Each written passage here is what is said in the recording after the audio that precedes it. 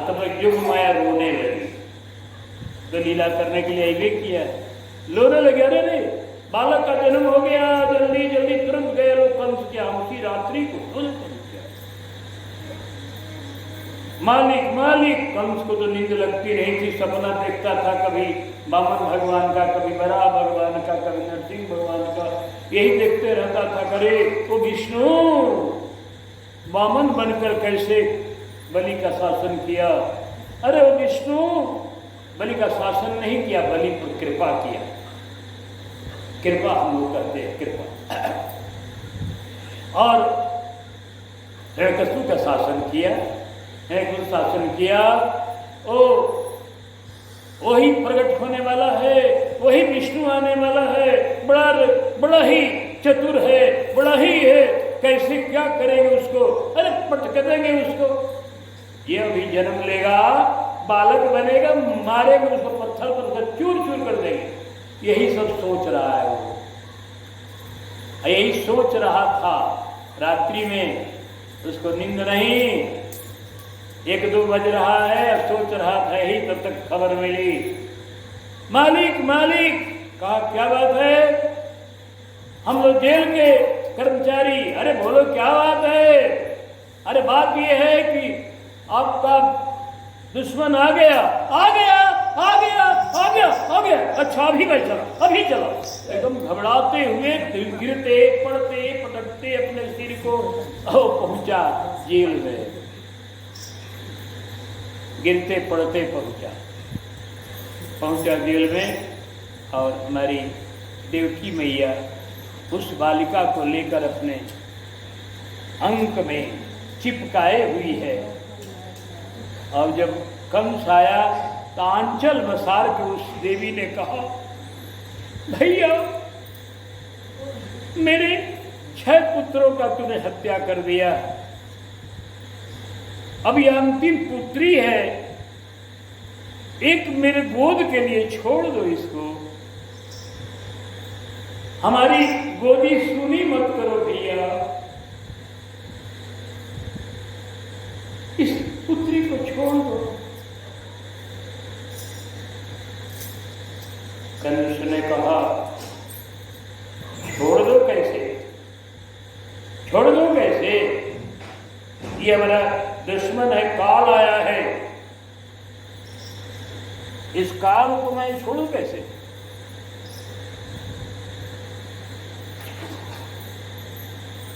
ठीक कहा था नारद जी ने, ठीक कहा था, बिल्कुल ठीक कहा। देवताओं की माया जानी नहीं जाती। उन्होंने कहा था कंस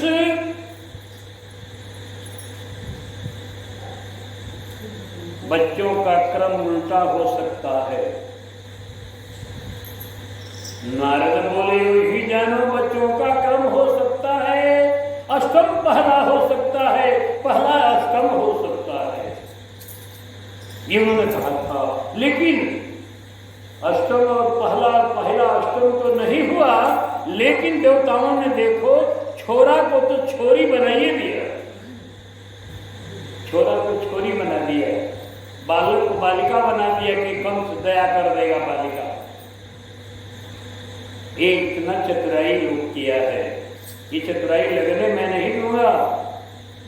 देवकी जल्दी से सुमूत करो, दो मुझको। भैया मुझ गरीबी का की प्रार्थना स्वीकार करो, कुछ नहीं, मेरा दुश्मन। इतना कहते हुए कंस हाथ बढ़ाया और जबरदस्ती गोदी में से छीन लिया। वो तो जोगमाया थी, उसको तो कंस के हाथ में जाना था, वो भी अपना जोड़ लगा दी, चटपट वहां से निकलकर कंस के हाथ में आ गई। अरे विष्णु, वाह रे विष्णु, तू तो बहुत विचित्र रूप धारण किया है, बालिका बना है। आज तेरे को मैं अच्छी तरह से खबर लूंगा, चलो चलो, पट दूंगा पत्थर पर, तेरे मुंड चूर चूर हो जाएंगे, तेरा अंग चूर चूर हो जाएगा।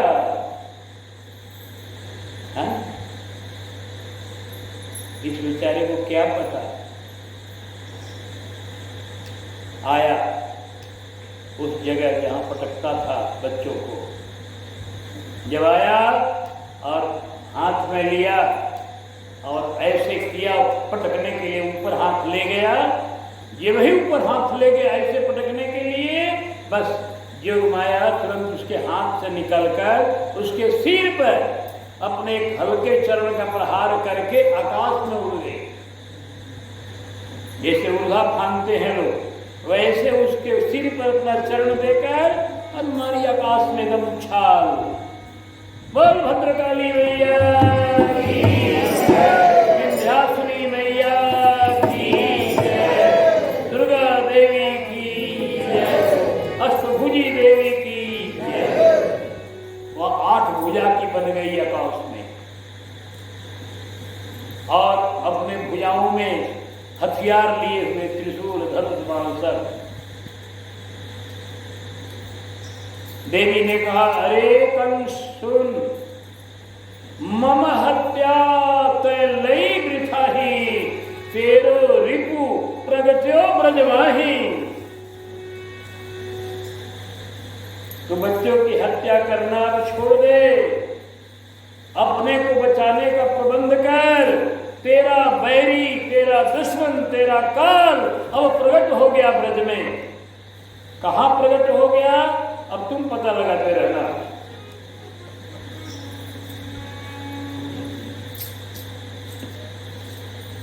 कंस ने कहा, अरे ये क्या हुआ? देवता लोग झूठ बोलकर और मेरी बहन के बेटे को मरवा दिया मुझसे। मेरा इतना बच्चों का मारना बेकार हो गया, जेल में बंद करना वसुदेव देवी को भी बेकार हो गया। तुरंत चरण पर गिर पड़ा एवं प्रार्थना करने लगा वसुदेव जी से, देवकी मैया से, क्षमा कर दो हमको, हमने बड़ी भूल किया है। देवता लोगों ने आकाशवाणी करके हमें भरमा दिया और तेरे बेटों की हत्या मैंने किया बिना कारण था। क्या करोगी? संसार में जो आया है उसको जाना है, जन्मने वाले को मरना है, यही सोचकर तुम धैर्य धारण करो। देवकी मैया बोली, भैया आप तो मेरे बच्चे मर ही गए, तो उनके लिए अब क्या हो सकता है रोना के अलावा? रोने के अलावा मैं अब क्या कर सकती हूँ? अब तुमको मैं क्या करूँगी? मैं तुम पर क्रोध करके ही क्या करूँगी? तुम अपना काम करो जो करना हुई है। कहा नहीं। तुरंत कंस ने उनकी हथकड़ी बेड़ी छुड़ा दी। कहा आप अपने घर जाइए दोनों, मैंने बहुत भूल किया, आप लोगों को जेल में बंद करके, आपके बच्चों को मार करके। अब मेरा दुश्मन कहाँ प्रकट है, कैसे उसका पैर मैं पड़ूंगा, और मैं अपने दुश्मन को मजा चखाऊंगा, छोड़ूंगा नहीं। अब आप लोग अपने घर जाए। ये दोनों अपने चले आए घर पर। इधर कंस ने मीटिंग किया। अब मीटिंग में क्या हुआ कि कंस जाने, उसके मीटिंग से हम लोग क्या मतलब, थोड़ी उसकी मीटिंग। चलिए हम लोग व्रत चले, गोकुल चले, जहाँ हमारे श्याम सुंदर यशोदा मैया की नींद खुलती है 4 बजे। जब 4 बजे नींद खुलती है तो क्या देखती है कि नीला प्रकाश से मेरा घर भर गया है, नीलिमा में रंग गया है एकदम। ध्यान से देखा तो एक बालक मेरे पलंग पर नील वर्ण का, ऐसा लग रहा है मानो कोई नीला कमल खिला हो, और ऐसा कमल जिसके अभी सुगंध को किसी पवन ने अभी चोरी नहीं किया हो, ऐसा कमल जिसके अभी रस को कोई भौरा पान नहीं किया हो, ये नवीन कमल ऐसा लग रहा है। मन मन कन्हैया मुस्कुरा रहे हैं। मैया को समाधि लग गई। अपने कन्हैया के ध्यान में समाधि लग गई। मैया भी चुपचाप अपने पलंग पर बैठी हुई दीवार से अपना पीठ लगा करके बैठी है और अपने लाला को देख करके समाधि रोहिणी जी आई। नीला प्रकाश फैला है इस घर में, देखा तो एक बालक। रोहिणी जी ने यशोदा जी को होश थोड़ा हिलाकर होश में किया। अरे बहन, अरे ये देखो तेरे घर में कितना आनंद पूर्वक बालक प्रकट हो गया है। मैया को होश आया, लाला को देखकर फिर मगन हो गई। दोनों ने कहा जल्दी से दासी को खबर दो, जल्दी ब्रजेश्वर को खबर दो पहले नंद जी को। तो दासी आई, बोले देखो जल्दी से चले जाओ, गोष्ठ में नंद जी गए हुए हैं। वो नित्य सवेरे में गोष्ठ में जाते हैं, गायों को पीठ सहलाते हैं, सेवा करते हैं, क्योंकि गौ माता के रोम रोम में देवता होते हैं। गौ माता हमारे भारतवर्ष की एक संस्कृति है। गौ माता की बड़ी महिमा है। हमारे कृष्ण आ रहे हैं गोपाल बनकर, गायों की सेवा करेंगे, इनका नाम ही हो जाएगा गोपाल। गोपाल, हम लोग गोपाल के इस देश में हैं। इस गोपाल के देश में गायों का हत्या होना, गायों का कत्ल होना, ये लज्जा की बात है, ये बड़ी लज्जा की बात है। और इसके लिए सबको ख्याल करना चाहिए कि नहीं, इस देश में गोवध न हो। हम लोग इतना ही कर सकते हैं, मना सकते हैं, कह सकते हैं। अब अधिकारी लोगों का दिमाग ठीक होए और उनके मन में आ जाए कि हाँ, गो संपत्ति हमारे भारत की संस्कृति है, गौ माता हम सबको पालन करने वाली है। देखो नंद जी जाकर सवेरे सवेरे गौ माता की सेवा करते हैं, वही थे। तो जब दासी गई, बाबा बधाई है, बाबा बधाई है। अरे क्या बात है, कौन सी बधाई? अरे बधाई है, आपके बाल कृष्ण आ गए। आ गए नंद जी वही विभोर हो गए। और क्या, जल्दी से खबर करो सबको। अब दासी दौड़ी, नाल काटने वाली को खबर दिया, किसको खबर दिया, सबको खबर दिया। सारे गांव में अनेकों दासियां दौड़ रही हैं। हर्षित जहत धाई दासी,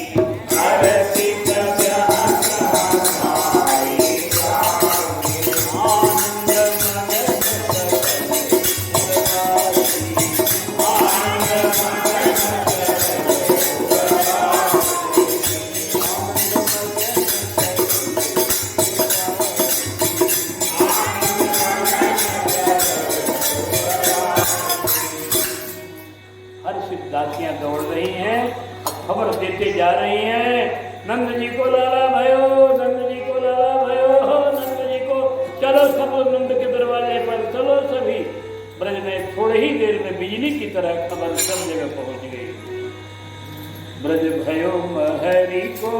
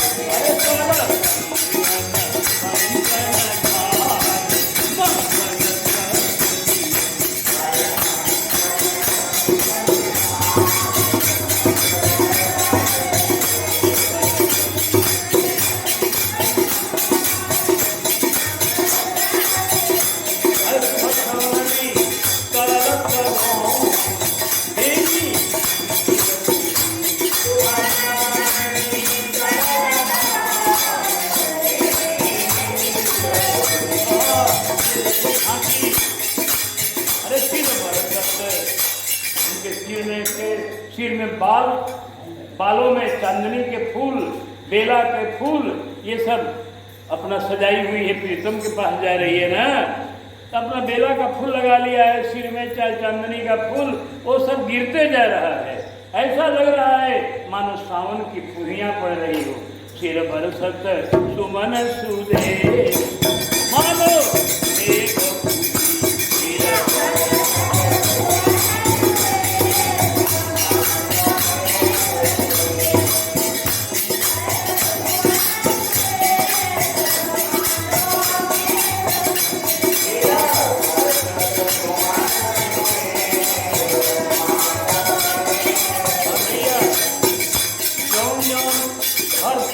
रास्ते में दिखाई पड़ जाता है। गोपी जाके कह जाती, अरे चलो बहना, चलो चलो नंद भवन, नंद जी के लाला भयो तो अपना सब काम छोड़ के चल देती है तुरंत। ऐसे हर हर हर हर गोपियों का मंडल हजारों की संख्या में। और ते अपने अपने मेल, अभी जो नई नई दुल्हन आई है, जो घर से बाहर नहीं निकलती, वो भी आज निकल पड़ी। ते अपने अपने मेल निकलती भांति भली, मानो लाल मुनैयन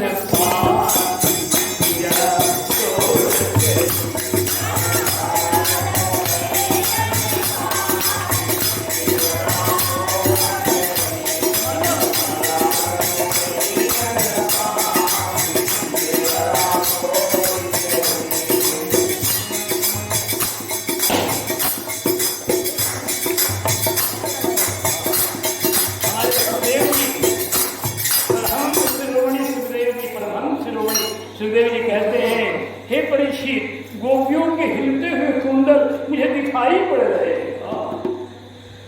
ऐसा उनको ध्यान हो गया। गोपियां दौड़ती हुई चली जा रही हैं, उनके सिर के सब बाल बरस रहे हैं, मानो बता रहे हैं, अरे बड़ा भारी गोपी, तेरे सिर पर हम नहीं रहेंगे, तेरे चरण में रहेंगे। सिर बरसत सुमन सुदे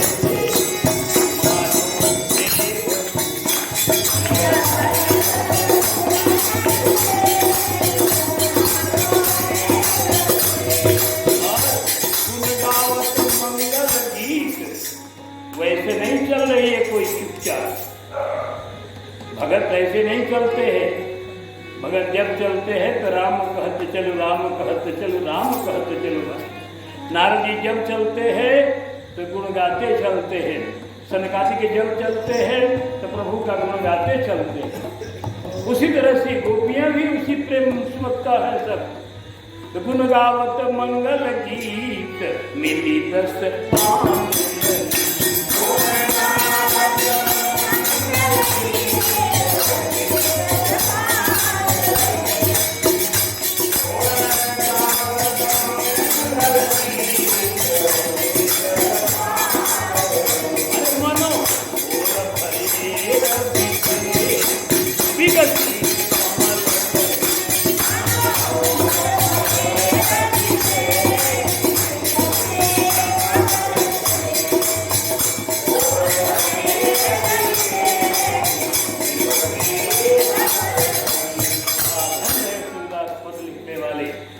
गोपियां जो हैं गाती हुई चल रही है। क्या गाती है?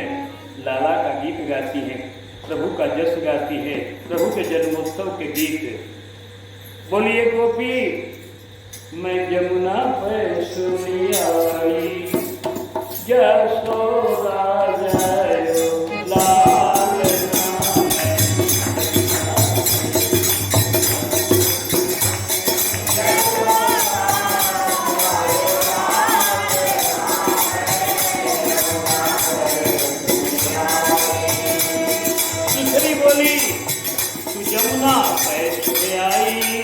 मैं कुंजन में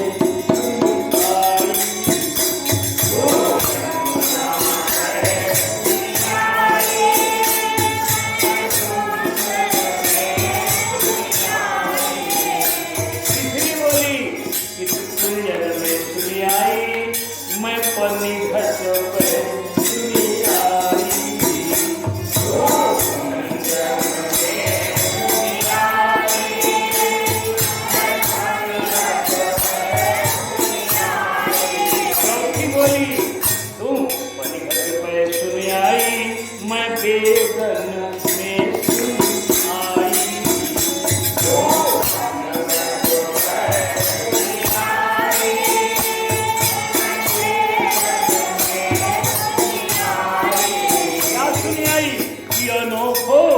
अरे अनोखो जायो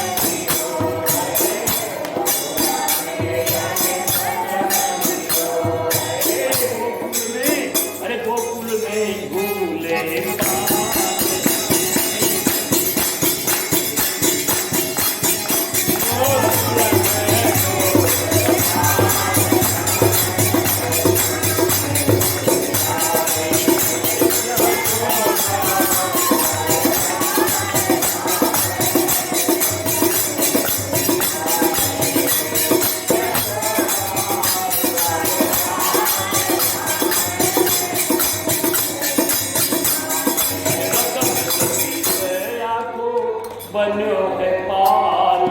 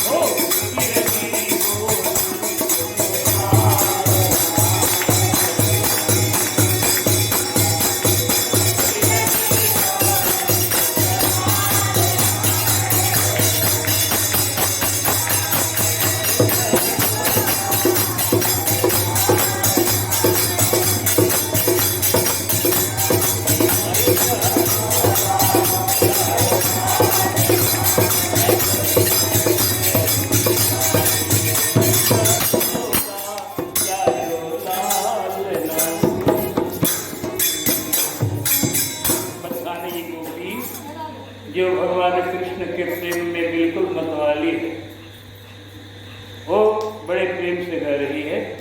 इस भजन को डोंगरे जी गाते थे, जो भागवत के बड़े अच्छे रसिक वक्ता प्रवक्ता, गुजरात प्रदेश के या गुजरात या महाराष्ट्र के जो भी उनका प्रदेश हो, और बड़ी सुंदर उनके प्रवचन, बड़ी सुंदर उनके भजन, उन्हीं का ये भजन अभी हम सुनाने जा रहे हैं आप लोग। मैंने मेहंदी रचाई रे कृष्ण,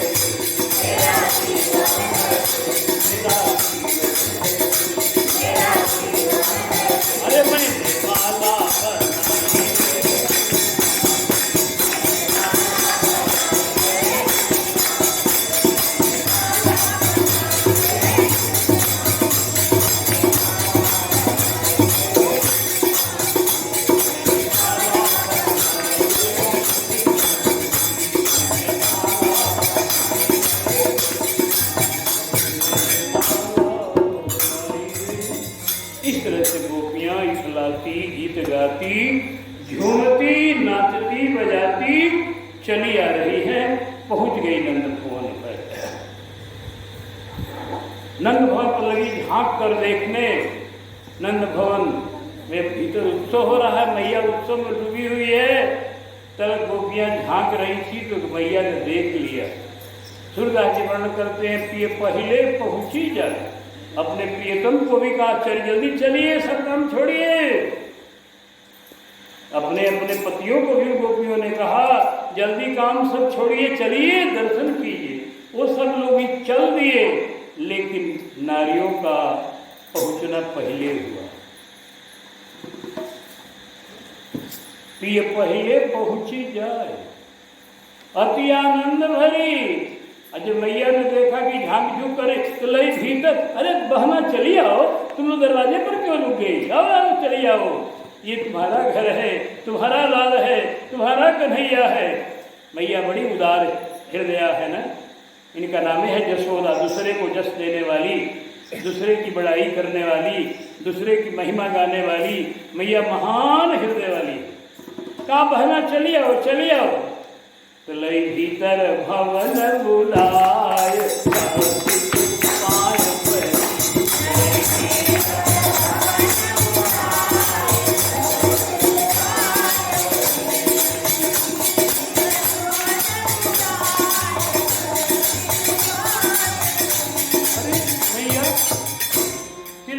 ये क्या हो रहा है, हम लोगों का सिर अपने आप तिरलाला के चरण में क्यों जा रहा है? तिरलाला के चरण में कैसा आकर्षण है कि तिरलाला के चरण में हम लोगों का सिर अपने आप सब झुका दे। तो देखिए तिरलाला कैसा है, एक बदन उघारी निहार, बड़ा बढ़िया बढ़िया इसका मुखमंडल बड़ा सुंदर है, इसके नेत्र बड़े कमल जैसे खिले हुए अच्छे हैं, आनंद है, क्या कहना। एक बदन उघारी निहारी, मैया गोदी में लिए हुए लाला को बदन उघारती है, देखती है, जब आशीर्वाद देती हैं। आहा लाला ऐसे ही प्रसन्न रहे, आनंद रहे, ब्रज में आनंद करता रहे। एक बदन उघारी निहार देही आशीष,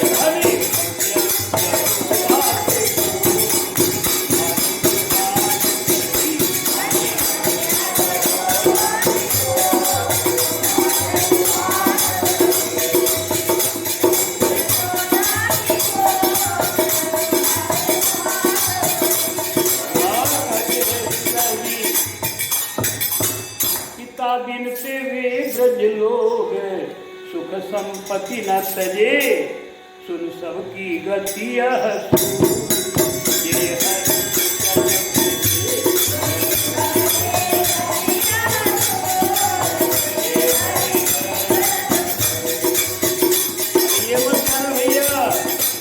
भगवान कृष्ण द्वापर में हुए, आज उनका हम बधाइएगा कि क्या करेंगे, आज तो मिलेंगे नहीं, ऐसा बात नहीं है।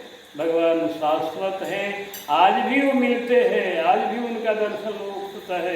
इसी कलिकाल में कर्माबाई बालकृष्ण को लड़ा कर खिला करके आनंद लिया। इसी कलिकाल में हमारे विठल लाल गोसाई जी को 7 बेटे थे, 7 बेटे थे विठल लाल गोसाई जी को, जो प्रभु की सेवा करने वाले थे श्रीनाथ जी का। 7 बेटे थे, तो एक दिन एक चूड़हारिन चूड़ी पहराने आए, तो बोली विठल लाल जी का आपके घर में बहुएं हैं? कहा हाँ मेरे घर में बहुएं हैं, आपकी आज्ञा हो तो उनको मैं चूड़ी पहना दूँ। कहाँ जाकर पहनाया हो, हमसे निछावर नहीं लेना आकर। कहा ठीक है, गई पहराने। तो 7 बहुएं थी, 8 बहुओं को पहरा करके आई, बोली कि 8 बहुओं की चूड़ी मैंने पहराई, 8 बहुओं को वो हमको निछावर दीजिए। विठलनाथ जी बोले कैसी तू बावरी है, मेरे घर में 7 बहू है, 8 बहू का पैसा क्यों मांग रही है? कहा हम झूठ नहीं बोलती हैं स्वामी जी, हमने 8 को पहराया है, अब पता लगाइए, जाइए घर में देख पूछिए। ये गए, बहुओं को बुलाए, क्यों जी आप लोगों ने कै बहुए हो तुम लोग? कहा 7 है हम लोग। सब ने पहना है? हमने, हाँ सब ने चूड़ी पहना। तो ये 8 कह रही है और तुम लोग 7 हो। तब तक मंदिर में से राधा रानी बोल उठी, बोली स्वामी जी, जब आप लाल जी को अपना बेटा मानते हैं तो क्या मैं आपकी बहू नहीं हूँ? अगर आपकी मैं बहू हूँ तो मैंने चूड़ी पहनने का अधिकार नहीं हूँ क्या? हमने भी पहना है। ओहो, स्वामी जी मगन हो गए। चूड़हारी से बोले, अरे तेरा नेक अभी बाकी अभी रह गया, तूने ऐसा सौभाग्य प्राप्त किया कि जिसके दर्शन के लोग तरसते हैं उसको तूने चूड़ी पहनाई है। राधा जी तेरे हाथ से चूड़ी पहनी, वो नाचने लगी कि वाह हमारा बड़ा जीवन धन्य हो गया। ये कलयुग की सब घटना है, इसलिए सुन सबकी गति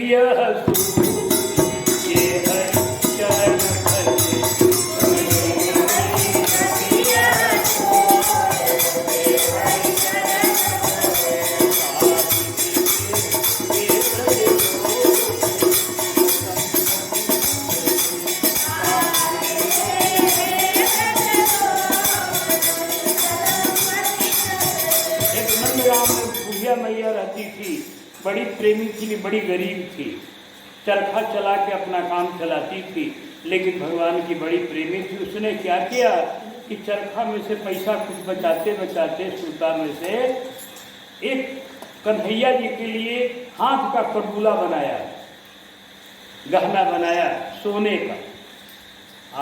पुजारी से जाकर बोली कि लीजिए महाराज जी, ये सोने का कटोला श्याम सुंदर को धारण करा दीजिए।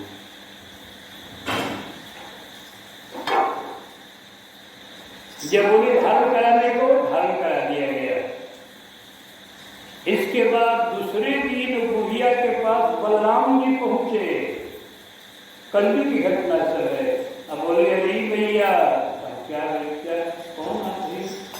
अरे मैं दाऊ दादा हूँ। दाऊ दादा तो मैया ने बड़ी कृपा आपने किया। कहीं पहले बताओ कि तेरा मैंने क्या बिगाड़ा है? क्या बिगाड़ा? हमारे भैया को तूने हाथ पर कंगन पहनाया ना, कबूला, हमको नहीं पहने। वहीं पर खड़े भैया को पहना दिया और हम वहीं पर खड़े बिना कबूला के। मैया निहाल हो गई, बोली कि ठीक है, अब हमारे पास पैसा है, उसमें से बचा हुआ मैं आपको भी बना देती हूँ, तुमको बना दे। तो उसे अभी तक कबूला पहनाया जाता है बुढ़िया मैया का नंदगांव में। कहने का मतलब कि यह आज भी वही आनंद है जो द्वापर त्रेता में रहा है। सुन सबकी गति ये हरि चरण भजे।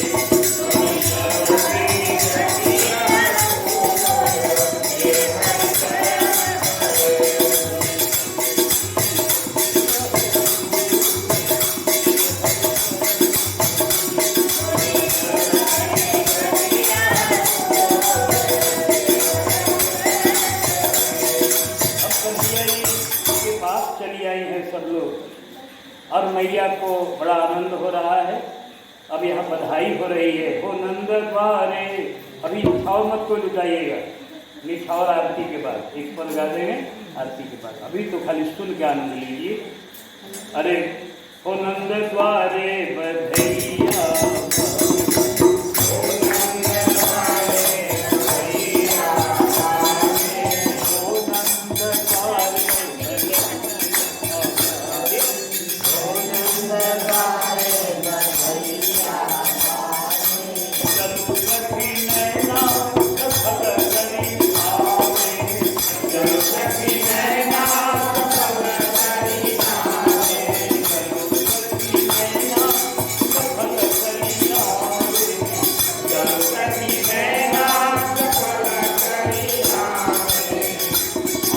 जन्मे हैं जन्मे हैं कुंवर पर भैया पर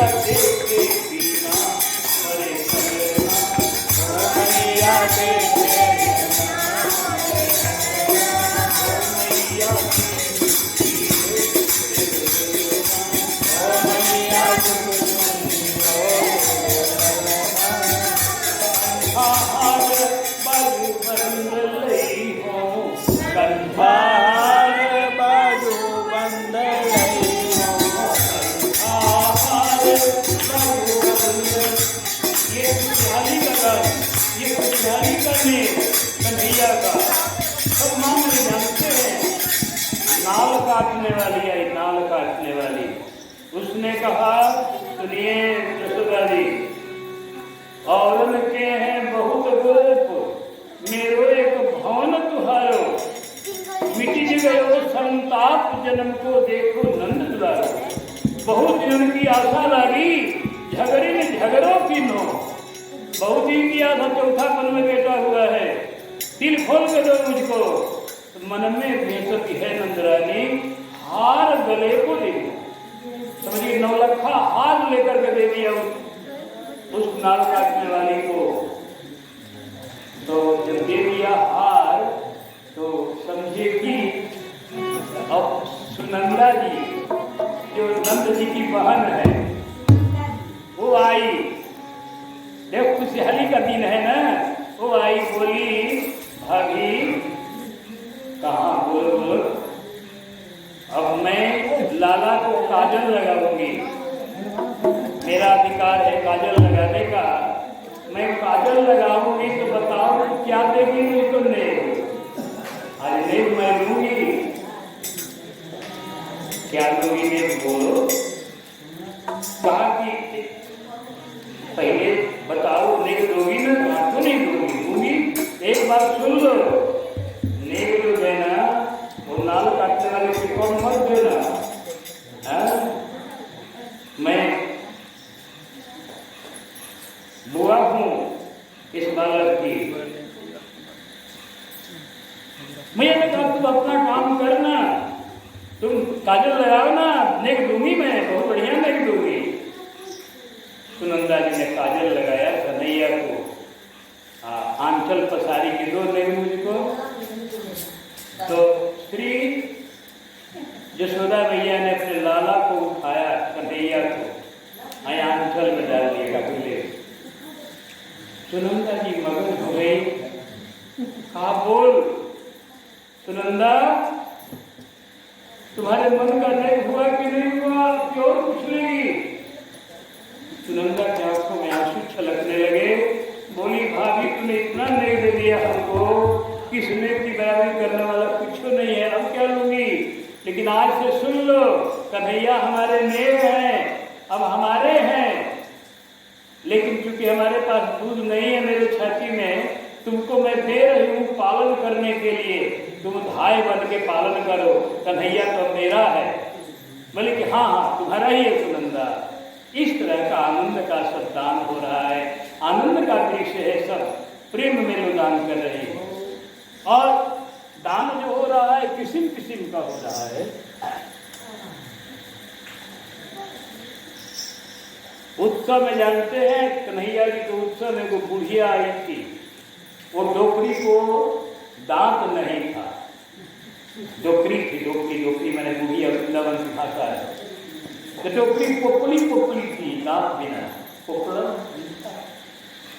तो वो बेचारी आई, घर से दौड़ते हुए आई, थक गई थी और उसको सहारा मिल गया है वो एक खंभे का सहारा मिल गया। बुढ़िया को अब नींद लगने लगी, वो मुंह बा के सो गई। यहाँ माखन का लोना उठाया जा रहा था, माखन का लोना उसके मुंह में जाके पड़ गया, एकदम मुंह खुला था। जब उसने मुंह बंद किया तो कहा कि भाई क्या आ गया मेरे मुंह में, तो बड़ा मीठा लगा, अरे ये तो माखन हो गया। ये माखन उठाया गया कन्हैया के जन्मोत्सव में। कहा बुढ़िया ने कि ये उत्सव रोज हो तो बड़ा बढ़िया है।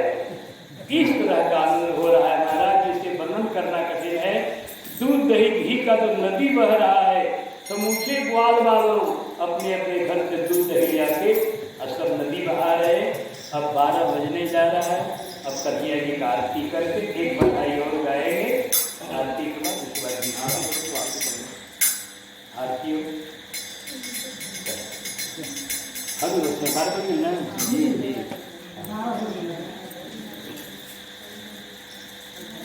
आरती बालकृष्ण बोलो।